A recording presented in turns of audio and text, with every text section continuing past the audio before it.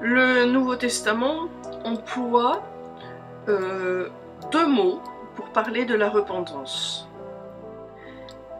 C'est métanoïa et épistréphos, qui sont traduits respectivement par repentance, tout simplement, et épistréphos par se retourner.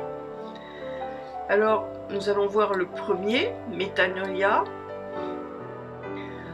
Donc ça signifie en fait avoir une autre pensée, ou changer de pensée, d'opinion, d'objectif, en ce qui concerne le péché. C'est-à-dire, littéralement, je vais voir le péché sous une lumière différente, comme Dieu le voit. Comme Dieu le voit. L'apôtre Pierre a prêché la repentance, et nous le voyons déjà dans le chapitre 2 des Actes des Apôtres, lors du premier message de Pierre, après la Pentecôte. Vous vous souvenez que Jésus lui a donné les clés du royaume, donc il va ouvrir la porte du royaume de Dieu aux Juifs. Ce n'était pas seulement juste un message qui invite à croire ou à confesser, mais c'est un message de repentance. Il leur dit en Acte 2:38, « Repentez-vous et que chacun de vous soit baptisé au nom de Jésus-Christ en rémission », c'est-à-dire on envoie au loin, en rémission des péchés, et vous recevrez le don du Saint-Esprit. Les Juifs étaient saisis, en fait, dans leur cœur, par cette puissante conviction du Saint-Esprit, à l'ouïe du discours de Pierre, et ils se mettent à crier, mais qu'est-ce qu'on doit faire pour être pardonné, purifié, soulagé? Ils se rendaient compte qu'ils avaient tué ce Messie qu'ils attendaient. Alors Pierre, en quelque sorte, leur répond de cette façon-là: changez votre pensée, votre opinion, votre objectif concernant Dieu et votre péché. Voyez votre péché comme Dieu le voit. Voyez votre Dieu comme le Dieu saint, juste, droit, miséricordieux, tel qu'il est.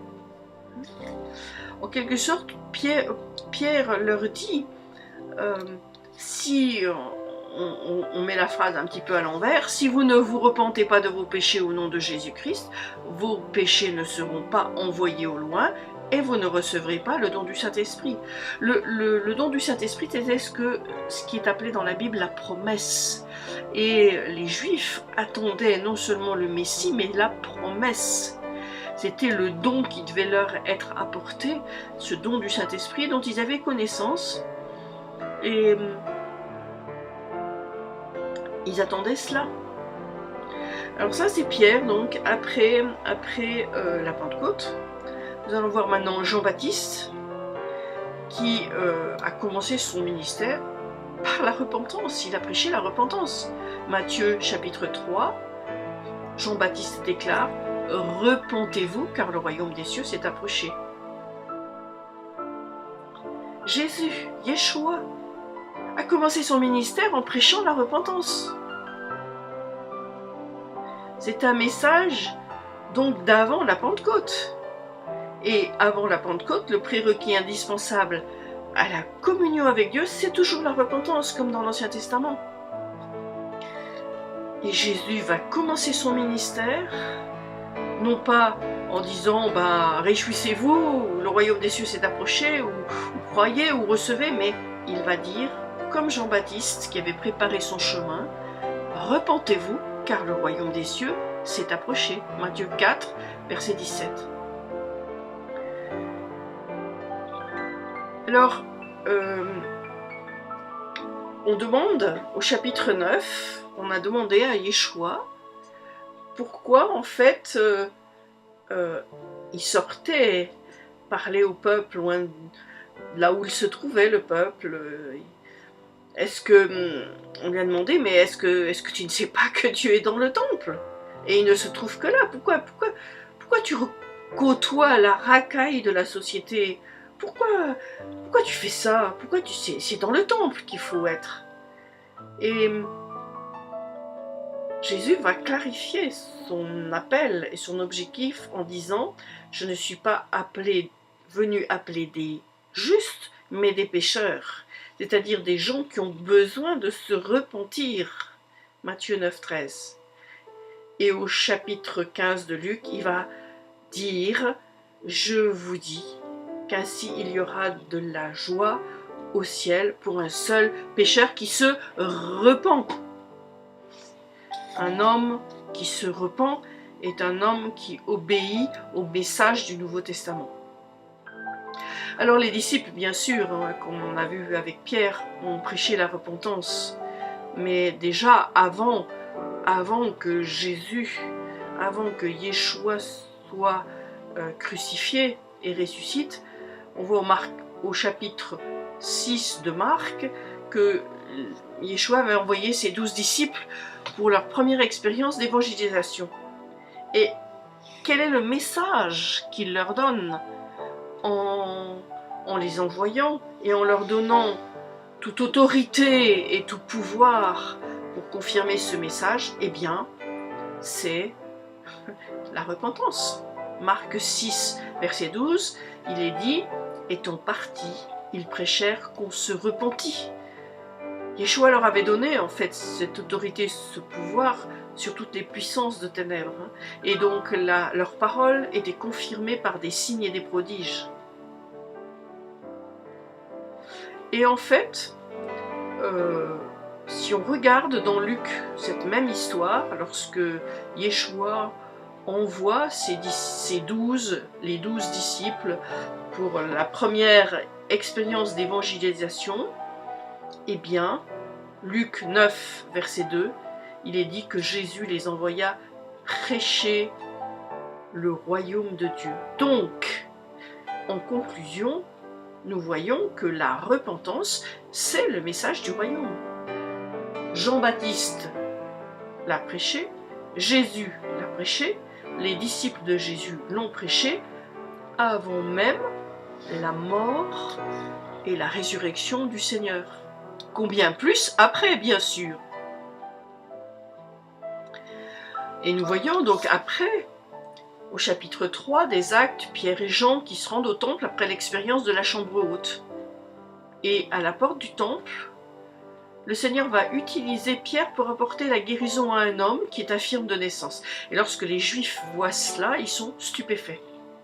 Et ils viennent demander à Pierre et Jean, mais qu'est-ce qui s'est passé?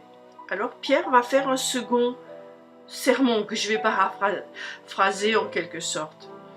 Ne soyez pas dans l'effervescence à propos de tout cela. Ce n'est pas nous qui avons agi. Si vous vous souvenez, il y a seulement quelques jours, vous avez crucifié Yeshua qui était le prince de la vie. Eh bien, Dieu a ressuscité celui que vous aviez tué et lui a donné l'autorité afin que nous puissions faire ce miracle en son nom. Nous sommes ses fondés de pouvoir. Jésus-Christ a fait seulement ce que les prophètes ont annoncé. Et on dit qu'il ferait. Il était celui que les prophètes disaient qu'il était. Le Messie, loin, le Christ. Vous lui avez fait dans l'ignorance la même chose que vos ancêtres ont fait aux prophètes. Mais il y a un chemin vers le pardon. C'est le chemin de la repentance. Et Pierre va dire, repentez-vous donc et vous convertissez afin que vos péchés soient effacés. Acte 3, 19. Acte 3, 26. À vous premièrement, Juifs, Dieu ayant suscité son serviteur l'a envoyé pour vous bénir en vous détournant chacun de vous de vos méchancetés. Voyez que la bénédiction de Dieu,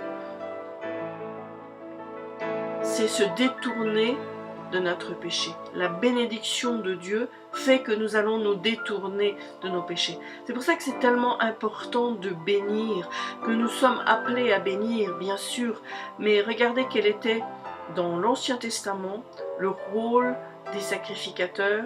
Ils étaient là pour bénir le peuple matin et soir. Si nous obéissons à ce qui est écrit, qui nous est demandé, que Dieu attend de nous, de bénir, et en commencer par bénir nos proches, nous verrons la bénédiction de Dieu les atteindre, qui est quoi? Eh bien, la repentance. Souvent nous avons l'impression que nos proches ne savent pas se repentir et donc ne changent pas. Bénissons-les. Bénissons-les, c'est tout simple. Alors, il n'y a aucun verset qui déclare que Jésus-Christ nous sauvera dans nos péchés. Il nous sauvera de nos péchés. La prochaine fois, nous regarderons ensemble la repentance dans le Nouveau Testament. Il y a 2 mots pour cela. Et nous verrons comment ces 2 mots sont utilisés. C'est sûr que cela va nous donner un relief que nous n'avons pas en français, puisque nous n'avons qu'un seul mot pour parler de la repentance. Vous pouvez retrouver d'autres enseignements sur le blog, sur mon blog, donc deborahester-liber.org, et puis aussi sur la page vidéo de Vimeo, Vimeo Parole de Vie. Shalom et à la prochaine fois.